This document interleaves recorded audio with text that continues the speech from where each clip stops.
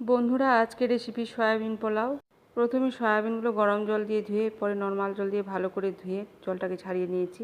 এইদিকে বাসমতি চালগুলোকেও ভালো করে ধুয়ে জল ছাড়িয়ে নিয়ে উনুনে প্রেসার কুকার বসিয়ে দিয়েছি গরম হতে। দিয়ে দিলাম 1 চামচ সাদা তেল আর 1 চামচ ঘি। তেল আর ঘি গরম হতে দিয়ে দিলাম দারচিনি, লবঙ্গ, সাদা এলাচ, স্টার মশলা আর জয়িত্রী, 1 চামচ আদা, পেঁয়াজ, রসুন বাটা, 1/2 চামচ লঙ্কা গুঁড়ো, 1/2 চামচ হলুদ গুঁড়ো। একটু নেড়ে চেড়ে দিয়ে দিলাম ভেজে রাখা সয়াবিনগুলো।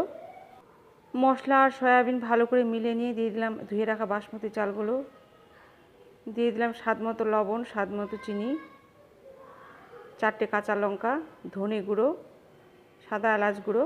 একটু নেড়ে চেড়ে দিয়ে দিলাম জল। যা কিছু রান্না করার সময় জলটা যেন 1 ইঞ্চি উপরে থাকে। 1 ইঞ্চিতেই গ্যাসটা অফ করে আমি নামিয়ে নেব। সঙ্গে সঙ্গে ঢাকনাটা খুলব না। 3 মিনিট স্টিমটা বসে গেলেই ঢাকনা খুলে নেব।